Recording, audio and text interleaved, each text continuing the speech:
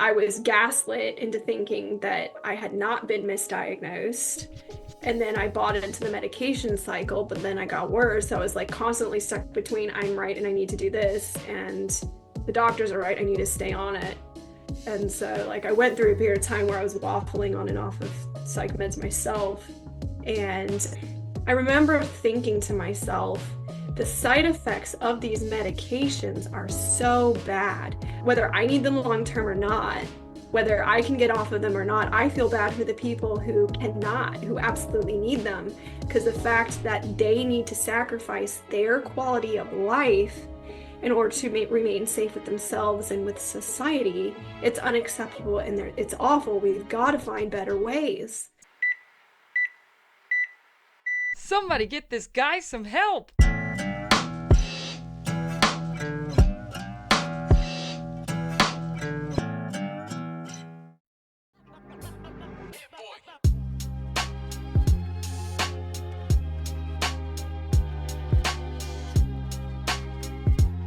Or, put more simply, If you need help like this guy, call your own doctor. So today on the podcast, I have Kassie Ola, or Kassie. You reached out to tell me a little bit about your story after I think you saw or heard my interview with Nicole Lamberson about benzo withdrawal and the problems with rapid detox in addiction facilities or just in general psychiatric drug withdrawal.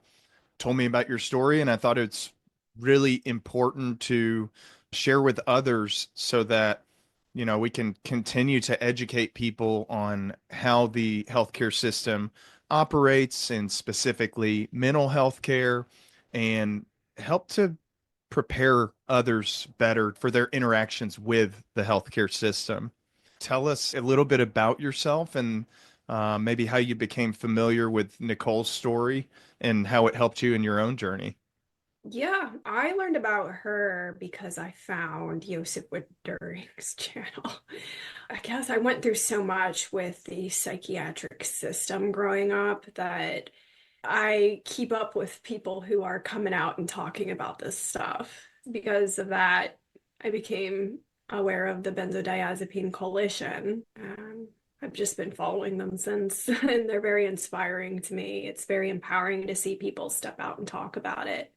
And I felt all alone in this until I found them and realized there was a whole community of people speaking up about it. And I guess it's easy to be isolated when you're dealing with the effects of this, and it can just be hard to get out and see what's out there and who else is out there when you're in the throes of survival and the aftermath.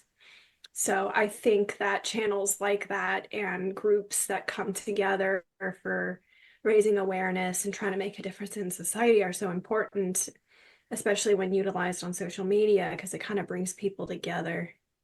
Absolutely. And I would add to that that something I'm trying to get more and more comfortable with is being loud, being obnoxiously loud with the things that I'm saying, because Mhm. Nicole and I talked about how there were a couple of prominent psychiatrists in the 80s and 90s, Malcolm Lader and Heather Ashton, who were very aware of, well, specifically problems with benzos. And they tried to sound the alarm, and obviously we're not overall successful with that. I just feel like whether it's going to work or not, I don't know.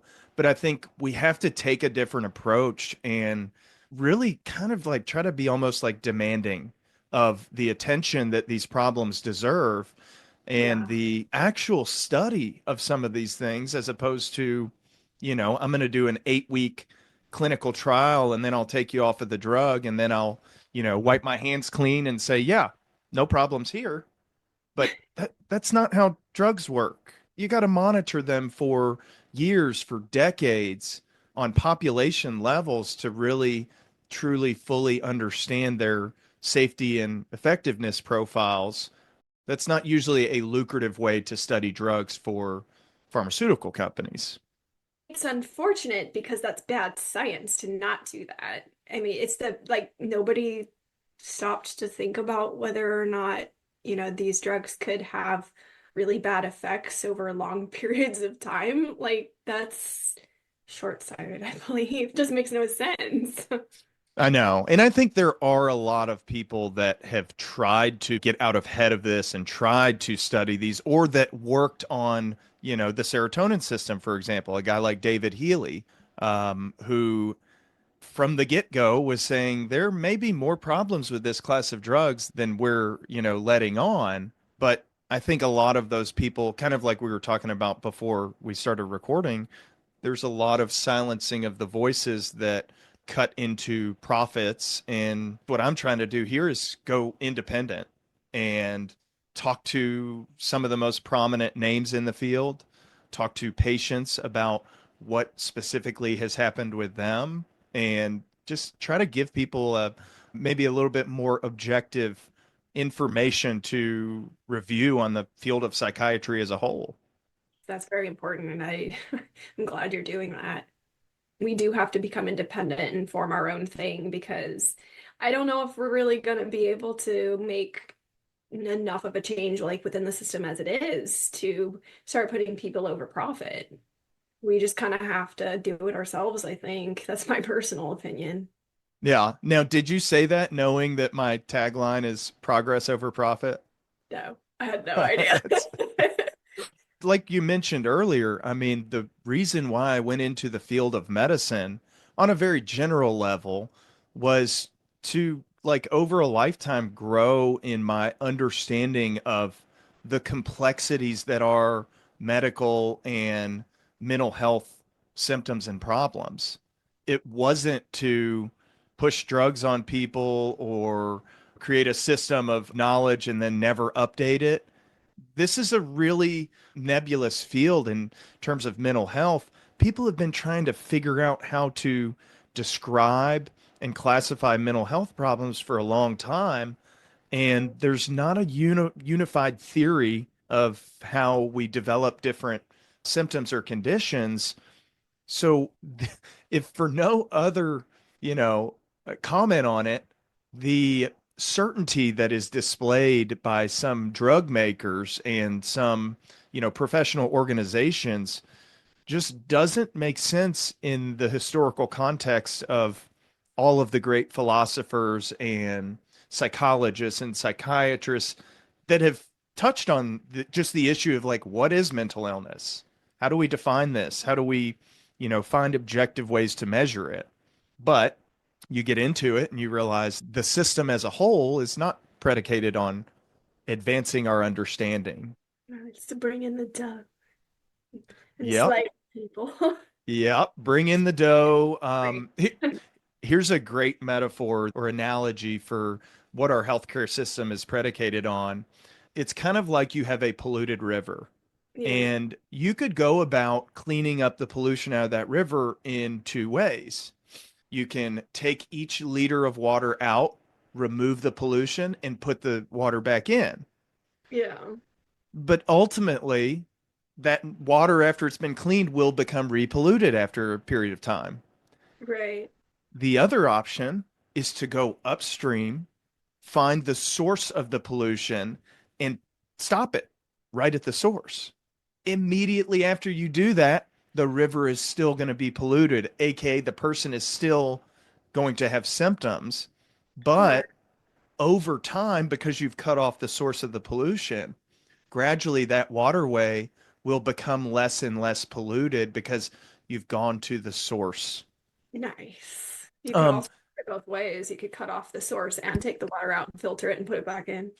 yes. So if you have a fever and a headache from an infection, you could take ibuprofen to manage the fever and headache now, but also take an antibiotic that will address the root cause of the infection so that you Right. don't end up with a lifetime cycle of just taking ibuprofen for the symptom and never actually addressing the underlying infection. And it's the same way with psychiatric medication when the genetics of the person will tolerate them, because some people just don't at all. You can use them short term, but focus on the main cause, work on those so that the person doesn't slowly decline from having a chemical in their system long term. When you use them longer term, whatever good that they may possibly do, it's going to be outweighed in the long term by the deterioration. You can't just put in something into your body that isn't natural to your body and keep it there and expect there to be no consequence. It's just science. Yeah. Adam Urato is an OBGYN up in Northeast US. I think he's Harvard trained, I believe. He has a tagline and he's, been on Mad in America. He's been on Renegade Psych. His tagline is chemicals have consequences. Yeah, And part of informed consent on my end is to notify the patient of the known consequences and the potential consequences and all of the unknown stuff. I love that, you said long term. That's the job here, is to help people find stability in the long term. As you know, I mean, chemicals have consequences. And when a chemical makes you feel something in the short term, it's easy for our minds to lock that in like, oh, this is effective. But that's not what most patients and most people want. If you give them the choice between, I can give you short-term relief or I can give you long-term stability, almost everybody's going to choose the long-term stability route. exactly. And it's not to pill shame at all. I remember when I think at the time I was on double the medication I had started with, and I was trying to come off, and I was almost kindling. But I hadn't yet realized the magnitude of how much I had been right about not having. I was misdiagnosed, by the way, but I was gaslit into thinking that I had not been misdiagnosed. And then I bought into the medication cycle, but then I got worse. I was like constantly stuck between I'm right and I need to do this, and the doctors are right, I need to stay on it. And so like I went through a period of time where I was waffling on and off of psych meds myself. And I remember thinking to myself, the side effects of these medications are so bad. Whether I need them long term or not, whether I can get off of them or not, I feel bad for the people who cannot, who absolutely need them. Because the fact that they need to sacrifice their quality of life in order to remain safe with themselves and with society, it's unacceptable and it's awful. We've got to find better ways. So, like, in the moment, like, well, as I was going through that, I had no judgment towards people who needed the medications. I still don't. We're in the process, I feel, of discovering better ways for a lot of these really difficult mental health diagnoses, like schizophrenia, bipolar, multiple personality. As we go through this interview, I don't want anybody to feel guilty or pill shamed. Just know that, like, one way or the other, whether you choose medications right for you or not, like, we're looking for ways to better your treatment. We're looking for ways to kind of replace some of this stuff. We're not here to shame anybody. Yeah, absolutely not. And I know that in my own clinical practice, I can sense that feeling coming out in some of my encounters with patients, especially in that like initial interview. And if I sense that, I always try to tell somebody, look, I know what it may sound like, but I promise you, I'm coming from a place of wanting what is best in the long term for every patient or every human being. Like, that is what I am going for. And it doesn't mean I'm going to be perfect with it, but that's my intention for having this conversation with you. That the symptoms that you're experiencing, because we get trained as humans, as patients, to expect another medicine to be added to Yes. manage the latest symptom.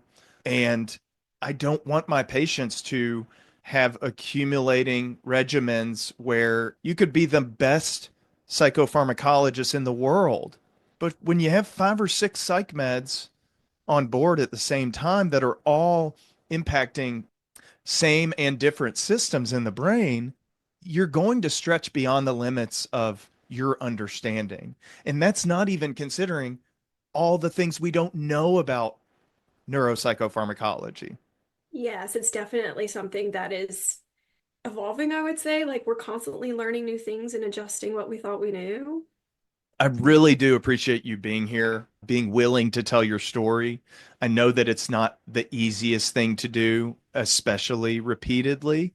Um, One of the aspects of psychiatry that has been the most disturbing to me over the past couple of decades is this increasing willingness to treat medication wise young kids and adolescents.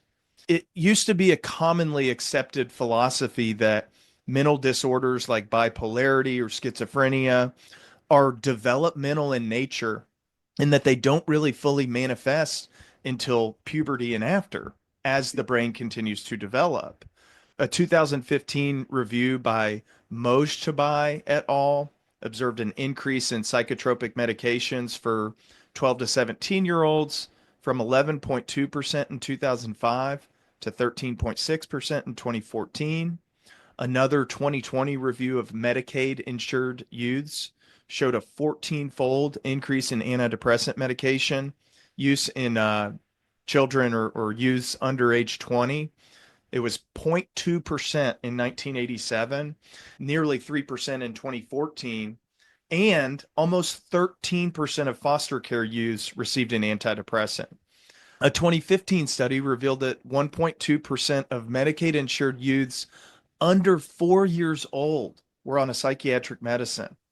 And I also remember seeing and working with a person who was on this study, Kentucky specific study that showed that 2.5% of Kentucky youths, these are kids, I think, under 6 years old, were on an antipsychotic, which is just appalling to me. So Um, that's too young.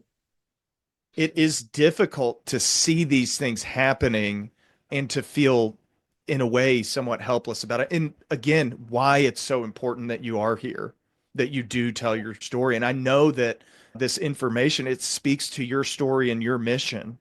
There's so many overlapping symptoms of these DSM defined psych diagnoses that so many kids are going to meet the criteria for so many different disorders. But in reality, accurately diagnosing things, especially in kids, it doesn't take days or weeks. It takes years, sometimes decades of monitoring the course of the symptoms over time, of getting as much information as you can about the family history or the genetic profile, and definitely considering all the social factors that contribute to the diagnosis. Can you tell us a little bit about how you were misdiagnosed, or maybe the more accurate term, maybe polydiagnosed, starting at a young age? Yes, and I will do my best. I'm going to try to be as orderly as possible. I may have to try a few times to get everything. It's a very emotional experience for me. No matter how many times I practice, it's still it's still hard. But yeah. So when I was young, I was well. It's easy to get a little tongue-tied when bringing this stuff out. But yeah, when I was born into a struggling marriage. My family, like my mom and dad, they were talking about divorce before I was born, but they found out that my mom was pregnant, and so they wanted to stay together and make it work for me. So I was born into a marriage that was strained, but they tried to do the right thing. And then I ran into some, I guess, emotional and sexual abuse at different stages of my childhood. And I guess that loaded something for me that kind of, I guess it just kind of hypersexualized me early and gave me an unhealthy interest at a younger age. And I grew up in a conservative church-like environment. So that kind of behavior was kind of frowned upon. And I was also like looking back now, I was showing a lot of signs of high functioning autism spectrum disorder, but I was born in the 1990s and not a lot was known about that in women.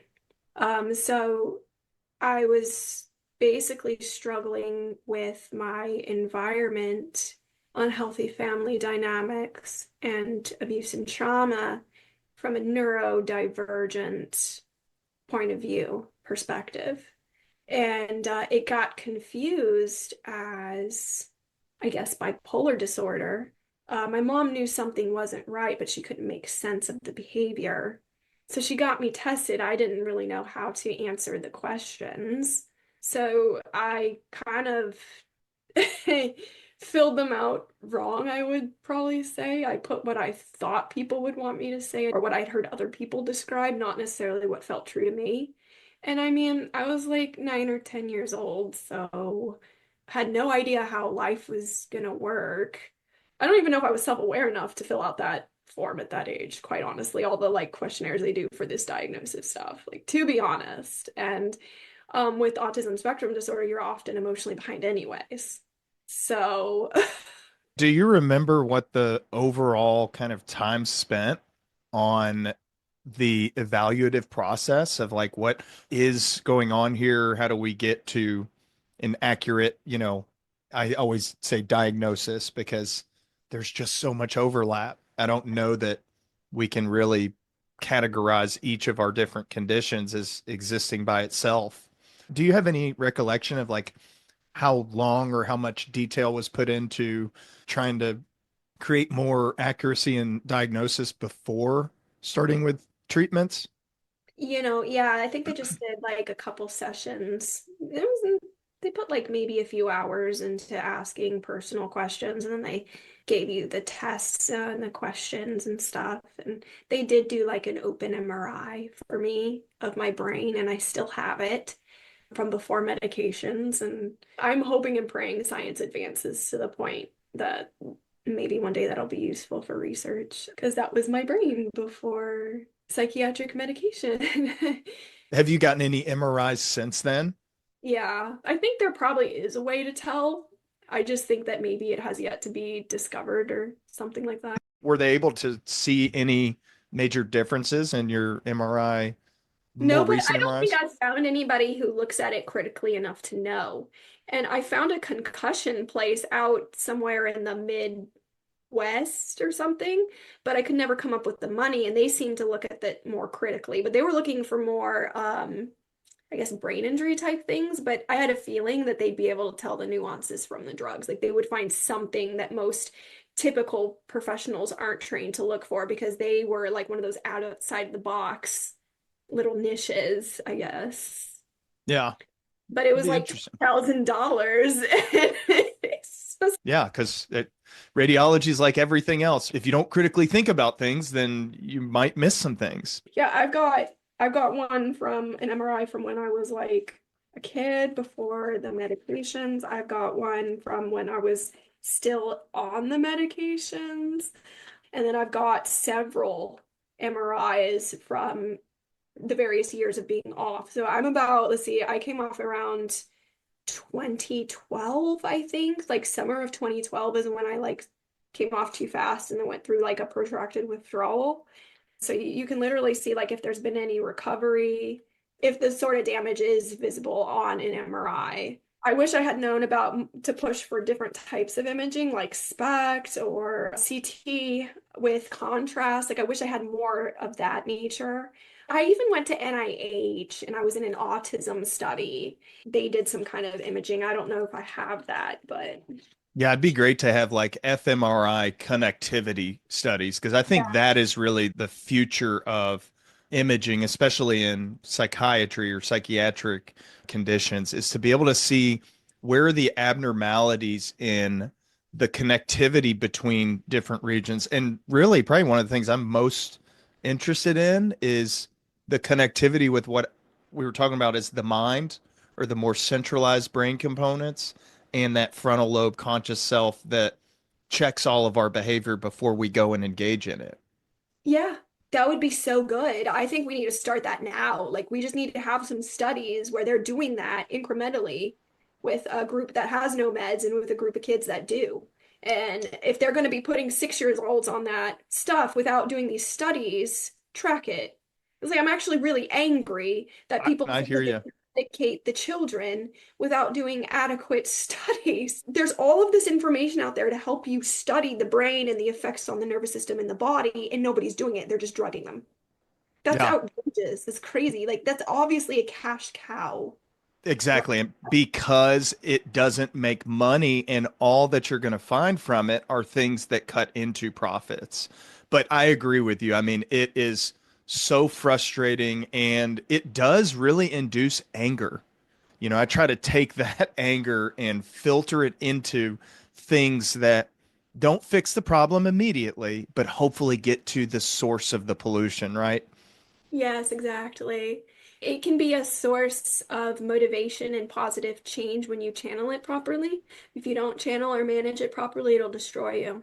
So anger is definitely, it's a force to be reckoned with. Oh, yeah. I know that you got the bipolar diagnosis around age 10. And then tell me about kind of the progression of treatment. So they started me on Zoloft. That was the first medication they gave me. And I had a rash with that. So they switched me, and I don't have like the list of medications in order, but they started, I guess, adding antipsychotics. And I think they tried me on a few anti-anxiety medications at some point, but the anxiety didn't really start until well after I was on the medications, to be honest. Like I started developing like a weird, strange chemical anxiety, but at the time I wasn't aware that it was the drugs. Like all I remember is being really conscious and dealing with a lot of distress. And then there was just this time where like things just felt like a dark blur.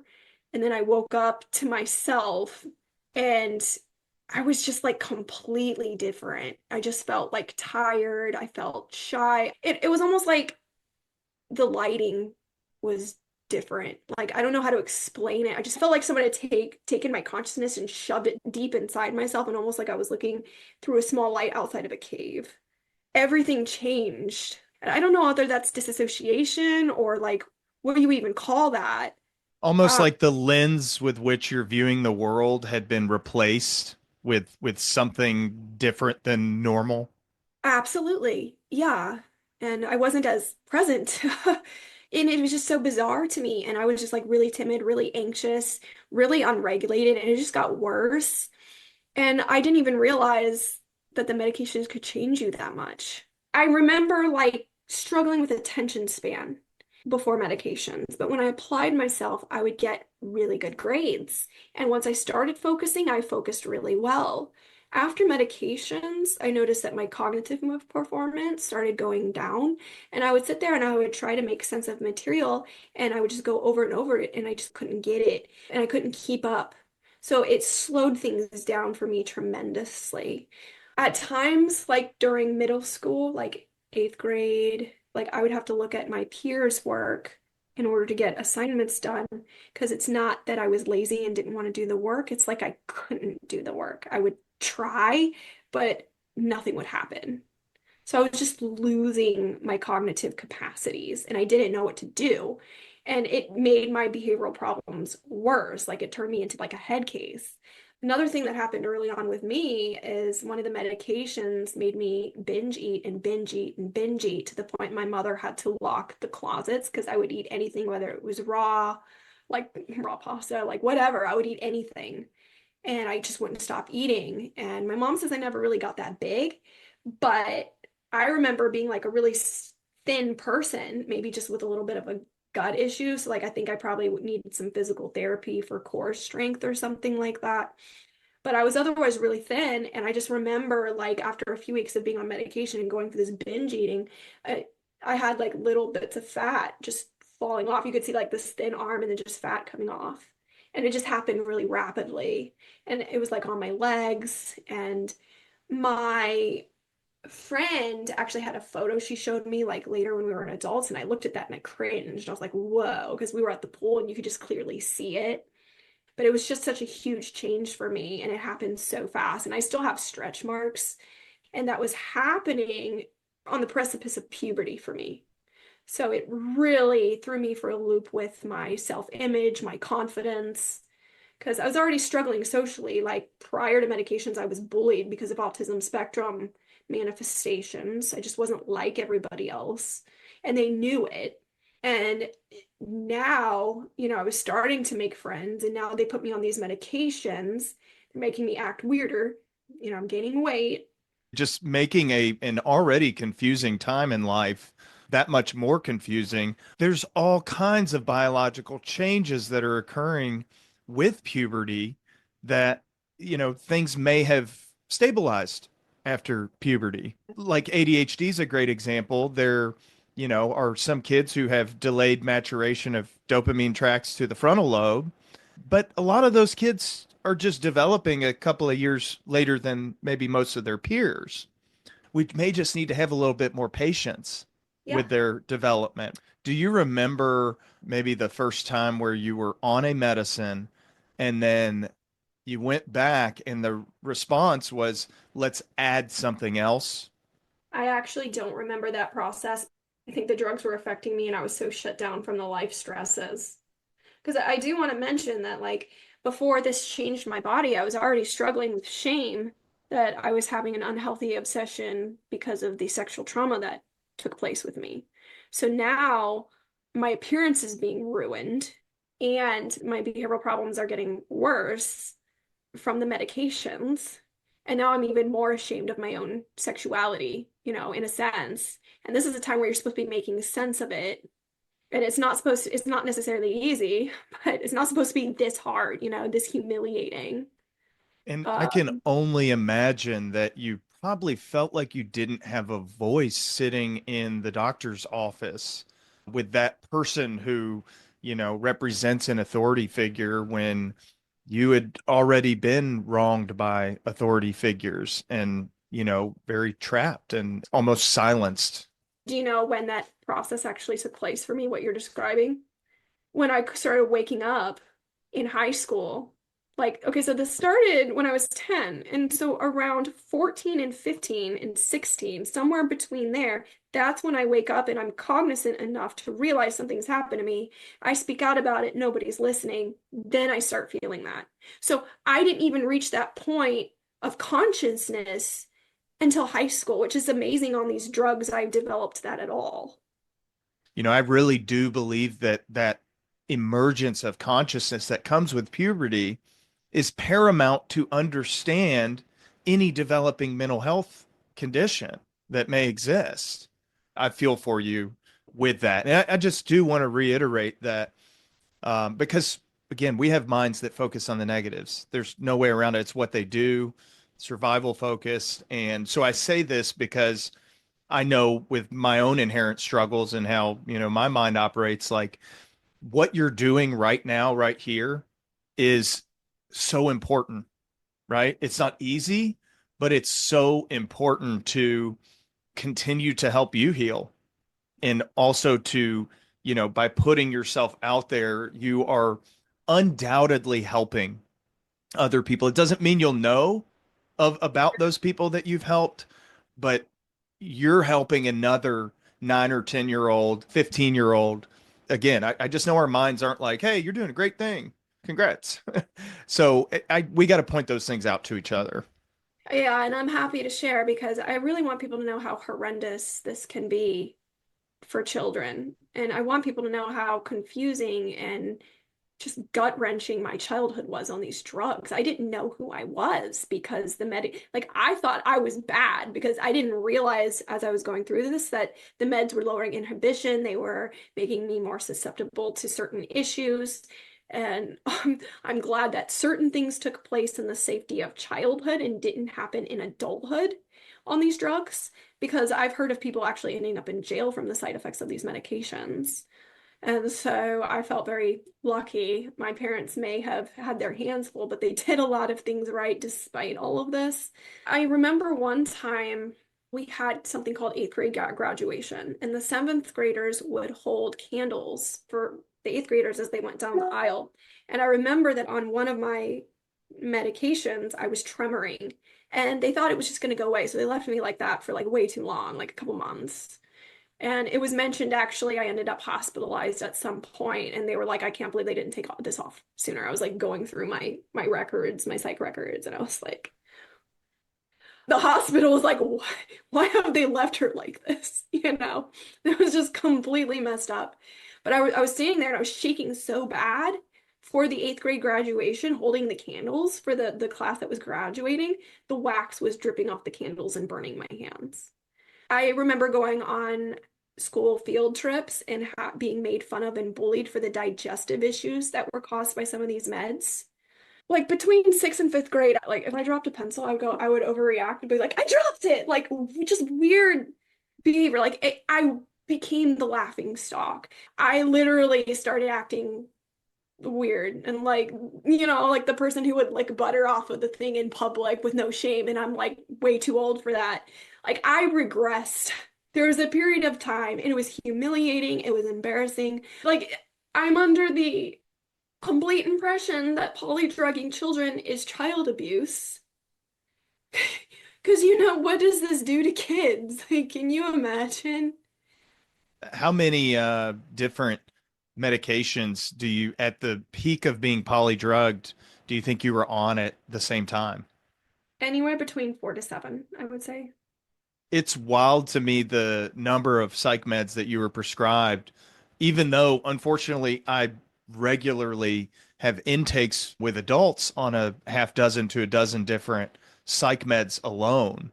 I pulled these from another podcast appearance you had, but I think your regimen at one time or another, it included, so-called antidepressants, Zoloft, Lexapro, Celexa, Pristique, antipsychotics, which certainly can block dopamine and cause cognitive dulling. Things like Risperdal, Seroquel, Abilify, mood stabilizers, including lithium, Lamictal, Depakote, Trileptal, anti-anxiety meds, Buspar and Klonopin, stimulants, Concerta and Adderall, a couple of off-label drugs, Topamax, Neurontin, all that on top of birth control, right? Depo-Provera. I am sorry that someone or some people in my profession thought that these were safe and effective treatments for a 10 to 18-year-old. Disclaimer. This podcast is for informational purposes only. The information provided in this podcast and related materials are meant only to educate. This information is not intended as a substitute for professional medical advice. While I am a medical doctor and many of my guests have extensive medical training and experience, nothing stated in this podcast nor materials related to this podcast, including recommended websites, texts, graphics, images, or any other materials, should be treated as a substitute for professional, medical, or psychological advice, diagnosis, or treatment. All listeners should consult with a medical professional, licensed mental health provider, or other healthcare provider if seeking medical advice, diagnosis, or treatment. Or, put more simply, If you need help like this guy, call your own doctor. Thanks again for watching and or listening. If you're passionate about the subjects that I discuss on the channel, do me a favor and like, comment, subscribe, do whatever you can to make your voice heard, that these are problems that must be addressed in our society. If you have any questions, comments, or concerns, I want to hear them. Feel free to reach out on social media or email us at renegadepsych@gmail.com. And if you'd like to be a guest of the show, or you have a connection to somebody that you think would be a good guest, let us know. Thanks again for listening.